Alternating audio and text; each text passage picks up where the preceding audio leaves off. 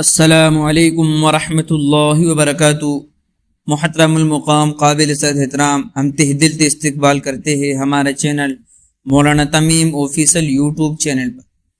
دوستو، آج کی ویڈیو میں ہم بات کرنے والے ہیں کہ تبلیغی جماعت کو بدعت کہنا کیسا ہے۔ کیا لوگ بدعت کہتے ہیں؟ کیا وہ خود لوگ گمراہ ہے تبلیغی جماعت کو جو بدعت کہتے ہیں؟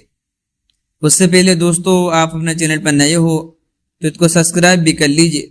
انشاءاللہ اسلامک معلومات کے اوپر ویڈیو آتی رہتی ہے کہ تبلیغ جماعت میں جانا بدعت ہے۔ کچھ علماء کہتے ہیں کہ تبلیغ جماعت میں جانا بدعت ہے۔ تبلیغ جماعت کا کام تمام عالم کے اندر پھیل چکا ہے۔ یہ عظیم و شان محنت ہمارے نبی کے زمانے سے چلی آ رہی ہے، لیکن کچھ علماء کا کہنا ہے کہ تبلیغ میں جانا بدعت، اس کی کیا سچائی ہے، کیا حقیقت ہے، ہم اس ویڈیو میں پوری جانکاری آپ کے سامنے دینے والے ہیں، اور کیا اس کے اوپر دارالعلوم دیوبند نے فتویٰ دیا ہے، وہ فتویٰ بھی ہم آپ کے سامنے پیش کرنے والے ہیں۔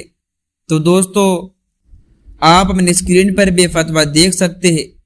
ایک صاحب نے سوال کیا ہے کہ دارالعلوم دیوبند سے سوال، ہمارے بعض علماء اکرام نے دعوت و تبلیغ کو بدعت کہا ہے، کیا اصل میں دعوت و تبلیغ بدعت ہے؟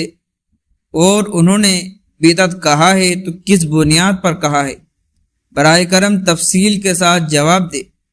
دوستو، اب دارالعلوم دیوبند کا جواب بھی سنتے جائیے۔ جواب: بسم اللہ الرحمن الرحیم۔ فی نفسی دین کی دعوت و تبلیغ تو فرض کفایہ ہے، اسے دنیا کا ہر مسلمان دل و جان سے مانتا ہے۔ یہ قرآن کا حکم ہے، البتہ طریقہ ہے جس میں بہت سے غیر ضروری کاموں کو ضروری سمجھ لیا جائے اور بیجا غلو اختیار کر لیا جائے، اس لیے بعض علماء اس طریقے کو بدعت کہتے ہیں۔ تو دوستو، یہ تھا دارالعلوم دیوبند کا فتویٰ۔